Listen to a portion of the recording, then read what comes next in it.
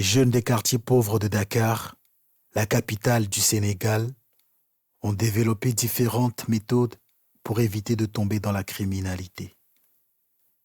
Dans ce documentaire, Inama Kossitiam, une photographe qui est née et a grandi dans un quartier pauvre de Dakar, nous emmène dans une visite guidée de sa communauté pour révéler les mécanismes d'adaptation de certains jeunes. Le documentaire montre que les jeunes ne sont pas tous impliqués dans la criminalité, mais qu'ils ont souvent des ambitions à long terme, loin du crime et de la violence. Je suis Ina Thiam, je suis photographe et vidéaste sénégalaise. J'ai été victime d'abus sexuels. J'étais enfant, j'avais 12 ans. C'est quelque chose que tu grandis avec. C'est une sorte de violence qu'on n'en parle pas beaucoup, ou on en parle en cachette, mais elle est quand même là. Quand je suis arrivée à Africulture Urbaine, j'ai rencontré des gens. C'est le lieu où tout le monde vient là. Genre pour des projets, pour des choses personnelles. Donc tu rencontres beaucoup de gens, ça m'a beaucoup inspirée.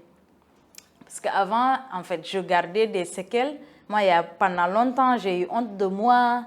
J'étais genre de mon corps. Je voulais pas, j'avais honte que les gens, j'avais peur que les gens sachent est-ce que j'ai vécu quelque chose ou pas. Donc, je calculais beaucoup, je faisais confiance à personne. Mais avec tout ce qui se passe comme activité, les gens que tu rencontres, c'est quoi le féminisme, c'est quoi l'entrepreneuriat culturel, c'est quoi l'africanisme, c'est tout ça. Et après, j'ai connu des gens, je me suis dit, écoute, ça va, hein? Genre, tu n'es pas la seule. Ça, c'est important, de savoir que je ne suis pas la seule.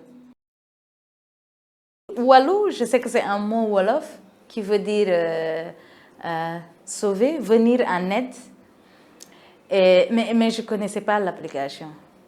Je suis Gaëlle Babacar Mbaye, cofondatrice de l'association Walou, chargée de programme à Africa Jom Center, membre de plusieurs organisations de la société civile sénégalaise, activiste ou militante des droits de l'homme, notamment des femmes et des filles.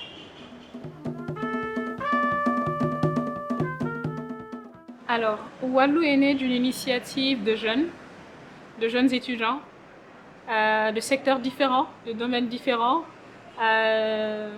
des informaticiens, des juristes comme moi, des personnes passionnées de services communautaires, des personnes qui se sont toujours senties comme les principaux acteurs envers la communauté et qui se sont dit que voilà, il y a une hausse de la violence au Sénégal. À la base, c'était pour les femmes et les filles parce qu'au Sénégal, entre 2014 et 2019, on a compté des milliers de cas de viol. On a eu beaucoup de cas qui ont quand même alerté et qui nous ont poussés aujourd'hui à mener des combats comme pour la criminalisation du viol et de la pédophilie au Sénégal. Mais nous nous disions que ce n'était pas suffisant, une loi seulement, et que très certainement les jeunes pourraient prendre des initiatives et être sur le terrain. Et c'est la raison pour laquelle nous avons pensé à faire une innovation technologique du digital. Et nous avons mis en place un dispositif d'alerte qui permettrait à la personne en danger, en un seul clic, d'alerter les organes de sécurité, à savoir les ASP, la police nationale, la gendarmerie, à travers un système GPS. Donc c'est de là qu'est né Walou, donc une initiative collective, si je peux le dire ainsi, de personnes appartenant à plusieurs secteurs.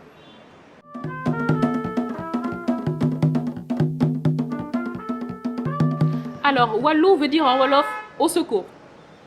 Et à travers au secours, c'est ce petit clic, à travers un seul clic, que la personne en danger pourrait cliquer.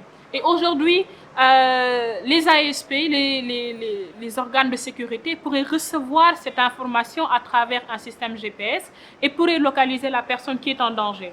Et ceci, ce serait bien sûr avec l'appui de ces organes dont je parlais tout de suite, Certainement, en termes de ressources humaines, il va falloir que nos États et que les organisations puissent porter ce plaidoyer pour avoir le maximum de policiers, le maximum de gendarmes dans toutes les localités, dans tous les quartiers.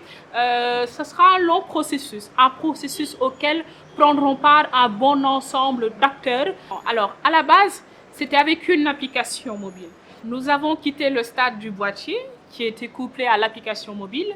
Puis après, nous sommes arrivés à un petit gadget, un micro-gadget très petit. Et là, nous sommes dans une phase de le rendre en petit bracelet, pas trop invisible quand même, je sais pas, un petit truc sur lequel on pourrait appuyer et puis voilà, alerter les organes de sécurité. Sinon, c'est le même système, c'est juste le dispositif que nous avons essayé d'améliorer.